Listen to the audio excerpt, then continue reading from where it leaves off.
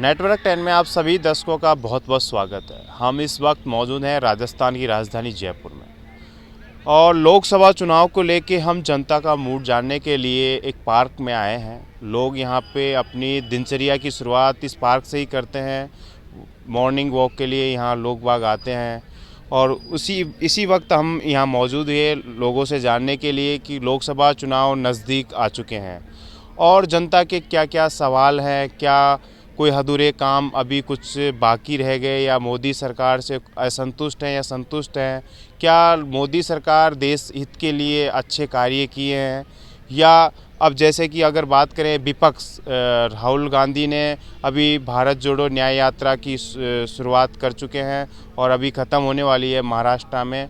तो उन्होंने एक न्याय यात्रा को लेके काफ़ी संघर्ष कर रहे हैं वो, तो क्या किसको इस बार लोकसभा में भेजने का कार्य करेंगे। तो हम जनता से पूछना चाहेंगे कि किस तरीके के आपके मुद्दे हैं, आपके क्षेत्र के क्या मुद्दे हैं, इसको जानने के लिए लोगों से बात करते हैं। नमस्ते अंकल जी, क्या नाम है आपका? मेरा नाम ओम प्रकाश खंडेलवाल है। ओम प्रकाश खंडेलवाल जी साहब, अब लोकसभा चुनाव अभी नज़दीक है जी, तो आप क्या किस तरीके से मुद्दों को रखना चाहेंगे? देखिए, हम चाहते हैं कि देश में विकास हो, देश में विकास हो और जो आज तक 500-700 साल से जो आज तक मतलब जो एक ऐसा मुद्दा था जो लोगों की भावनाओं की आहत हो रही थी, उनको मोदी जी ने राम मंदिर बनवा के बहुत बड़ा काम किया है। मैं सोचता हूँ कि विश्व में या पूरी दुनिया में ऐसा काम नहीं हुआ होगा कि जो आज तक 500 साल से हम लोग दुखी थे, उस काम को मोदी जी ने करवाया। मैं बहुत ही दिल से आभार प्रकट करता हूँ मोदी जी का, पूरी उसका केंद्र सरकार का। जी, आप क्या कहना चाहेंगे? राम मंदिर जिस तरीके से अयोध्या में 500 वर्षों से जो चलती मुद्दा था वो अब पूरा हो गया और राम मंदिर, भव्य राम मंदिर बनने जा रहा है। तो अंकल जी ने बताया बन गया, अभी कार्य कंप्लीट नहीं हुआ, कुछ और बाकी हो जाएगा। और आप इस मुद्दे पे क्या कहना चाहेंगे? मंदिर तो बनना चाहिए था, ये तो सबका जीवन का उद्देश्य था, आस्था का विषय, आज तक का विषय भी है, खुद का भी है। लेकिन जो राम मंदिर के अलावा जो सरकार जो भी काम करती है, जैसे आई मोदी जी सरकार आई, चिरंजीवी को हटा दिया, अभी आयुष्मान बना रहे। आयुष्मान वो तो चीज़ तो एक ही है ना, फिर हटाने से मतलब क्या हुआ? और कईयों को बेरोजगारी भी है। बेरोजगारी हमारे खुद के सरकारी रेस्टोरेंट की किराए की दुकान थी, असामाजिकों ने झूठी शिकायत करवा के खाली करवा ली, कब्जे ले लिया, बेरोजगार कर दिया। सरकार की गलतियाँ हैं। सरकार की गलतियां हैं। जैसे कि आप बता रहे हैं कि राजस्थान में मुख्यमंत्री भजनलाल की सरकार बनते ही चिरंजीवी योजना को हटा दिया गया। गहलोत सरकार ने जो चलाई थी उस चिरंजीवी योजना को हटा दिया। तो अंकल जी से बात करेंगे, जिस तरीके से अपन लोकसभा की बात कर रहे हैं, लोकसभा चुनाव अभी नज़दीक हैं, तो इस बार क्या आपके क्या मुद्दे रहेंगे, आपके क्षेत्र के क्या मुद्दे रहेंगे?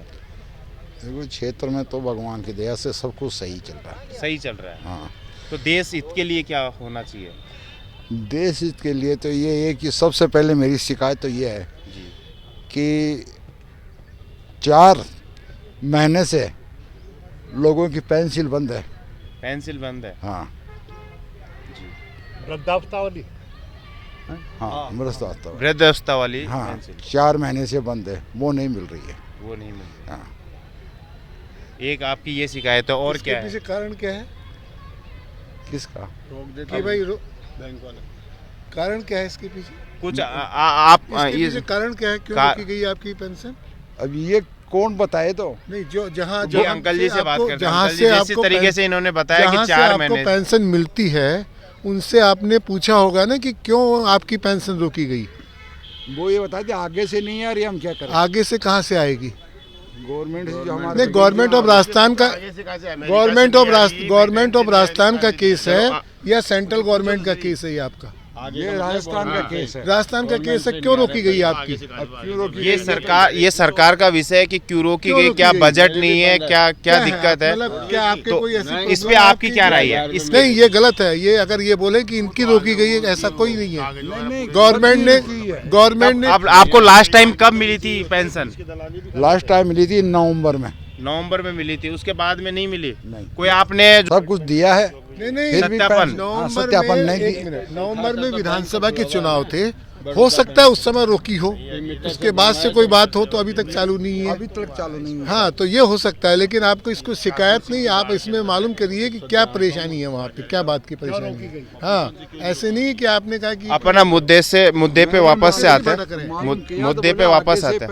आगे से नहीं आ रही तो फिर उसमें ये वो क्या करें, आगे से आएगी जब आपको मिल इंडिविजुअल समस्या है। और आगे अपन चलते हैं, लोकसभा चुनाव जिस तरीके से अभी कल परसों आचार संहिता लग जाएगी, तो आपके अब क्या मुद्दे हैं, क्या किस तरीके से आप देख रहे हैं? जैसे कि राम मंदिर की बात कर रहे हैं अंकल जी, और भी रोजगार की बात करें, बेरोजगारी देश में काफ़ी फैल रही है, तो आप इस किस मुद्दे पे सरकार जो है बहुत अच्छा काम कर रही है, हर क्षेत्र में काम कर रही है। जहाँ तक बेरोजगारी का सवाल है, आप देखोगे कि इतने बड़े बड़े हाईवेज बन रहे हैं, एयरपोर्ट बन रहे हैं, सरकारी बिल्डिंगें बन रही हैं, हॉस्पिटल बन रहे हैं, वो उसमें इंसानी काम कर रहे हैं। आप पूरे देश में जाके देखो, हर स्टेशन टूटा पड़ा है, क्योंकि उसका काम अलग तरीके से हो रहा है, निर्माण हो रहा है, डेवलपमेंट हो रहा है। तो भाई ये सारे काम हो रहे हैं, हाईवे बन रहे हैं, हॉस्पिटल बन रहे हैं, तो इन सब में इंसान तो लग ही रहे हैं। तो रोजगार कैसे नहीं बढ़ रहा है? रोजगार तो पहले से ज़्यादा बढ़ रहा है, लेकिन लोगों को क्या है, सरकारी नौकरी चाहिए, उसको रोजगार मानते हैं, इसको रोजगार नहीं मानते। आप जो काम कर रहे हो ये रोजगार नहीं है, आप भी सरकारी नौकरी चाहते हो, तो ये तो मतलब नहीं है कि सबको सरकारी नौकरी मिल जाएगी। प्राइवेट रोजगार तो है ना, एक दुकान वाला दुकान करता है वो भी रोजगार है, ठेली लगाता है वो भी रोजगार है। तो लगाने का देते हैं ठेली वाले, अरे वो एक अलग मुद्दा है, मांगते हैं, वो एक अलग मुद्दा है। पहले भी अब भारत सरकार ने सीएए को लागू किया है, तो इस पे क्या कहना? ये बहुत ही अच्छा कदम है, भारत सरकार का बहुत ही अच्छा कदम है, क्योंकि हमारे जो पाकिस्तान में, अफगानिस्तान में और बांग्लादेश में जो गैर मुस्लिम हैं उनको पे बहुत अत्याचार किए गए हैं। जब 1947 में जब भारत का विभाजन हुआ था, उस समय पाकिस्तान में बहुत ज़्यादा हिंदू थे, आज की तारीख में 1% हिंदू है, 1%। इसलिए वो बाकी के जो है उन्होंने अत्याचार उन पर इतने हुए, या तो उनको धर्म बदल दिया गया या वो वहाँ से भारत आ गए। इसलिए भारत सरकार ने, विशेषकर मोदी जी और अमित शाह को मैं बहुत बहुत आभार प्रदर्शित करता हूँ कि उन्होंने ये सीए को लगाया, और उन्होंने मजबूती से लगाया। और ये जो बोलते हैं कि पाकिस्तानी, ये पाकिस्तानी नहीं है, वो हिंदू हैं यहाँ के, वो सताए हुए हैं वहाँ के सताए हुए हिंदू हैं जो यहाँ पे आए हुए हैं, और वो 2014 में तक आ चुके हैं, ये बात है। और उनको अगर नागरिकता दी गई तो बहुत अच्छी बात है। दिल्ली के मुख्यमंत्री केजरीवाल जिस तरीके से विरोध प्रदर्शन कर रहे हैं कि उसको लागू नहीं होना चाहिए, तो ये तक बोलता है, वो तो ये बोलता है कि वहाँ के जो हिंदू आए हुए हैं वो चोरी करेंगे, डकैती करेंगे, बलात्कार करेंगे। कितनी शर्म की बात है, एक संवैधानिक प्रमुख पे बैठा हुआ व्यक्ति इतनी गंदी बातें करता है।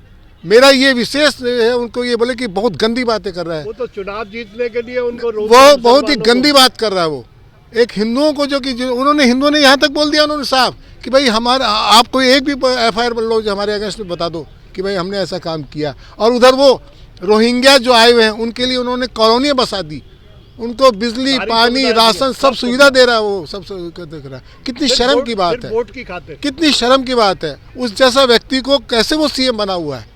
मुझे इस बात का दुख है कि वहाँ की दिल्ली की जनता उस व्यक्ति को कैसे झेल रही है। राहुल गांधी मोदी से ये कहते हैं कि जिस तरीके से प्रधानमंत्री मनमोहन सिंह ने 172 के आसपास मीडिया कॉन्फ्रेंस मीटिंग की थी, और मोदी जी ने एक भी मीडिया कॉन्फ्रेंस मीटिंग नहीं की। कौन सी मीडिया? जैसे कि मीडिया से कॉन्फ्रेंस मीटिंग की बात हुई है, उससे क्या मतलब है? देश की जनता को काम चाहिए, देश की जनता को काम चाहिए। मीडिया से बात करने से क्या है? मीडिया तो अपने जो भी काम करते हैं वो बताते ही है। हर मीटिंग में जहाँ भी जाते हैं वो अपनी सारी की सारी, वो पिछले 1 महीने से आप देखिए, पिछले 1 महीने से मोदी जी कितने, उन्होंने जो शिलान्यास किया था उनका उद्घाटन किया उन्होंने।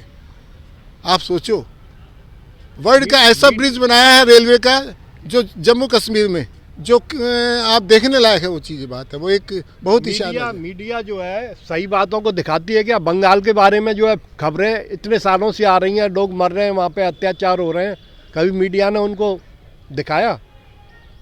सब चीज़ें दबी हुई पड़ी हैं। जिस तरीके से राजस्थान में कैबिनेट की मीटिंग कल हुई और कैबिनेट की मीटिंग में फैसला लिया गया कि पेट्रोल और डीजल के दाम कम किए जाएंगे, वेट कम किया जाएगा और आज पेपर में भी आ गया। 6 बजे से वो चीज़ें लागू भी हो गई। लेकिन विपक्ष का कहना है कि आपने आचार संहिता से पहले ये फैसला लिया है, ये कहाँ गलत है क्या ये? इसके बारे में आप बताइए। आचार संहिता भाई उनको तो करना था, और आज ये तो संजोग से चुनाव आ गए, लोकसभा के आ गए थे, जबकि राजस्थान सरकार ने पहले, गहलोत सरकार ने तो वो किया ही नहीं है था, ये बात है। वो उनको उन्होंने तो इन्होंने तो आके जो कुछ कम किया है, ठीक है भैया, देखा जाए तो मोदी जी का एक नारा है 400 पार, तो इस बार क्या लोकसभा चुनाव में मोदी जी पार ही होगा। 400 पार ही होगा? बिल्कुल, निश्चित कोई तौर शक नहीं है, कोई शक नहीं है। तौर पे 400 पार एनडीए सरकार का 400 पार ही आएंगे, इसमें कोई आप शक शुबा नहीं है। और भाजपा 370 पार करेगी पक्की से। बहुत बहुत धन्यवाद सर, आपने हमें टाइम दिया। और ये थे जनता, जो जनता ने अपने अपनी राय रखी। और आप तमाम खबरों के लिए देखते रहिए नेटवर्क 10, हुकुम सिंह, जयपुर।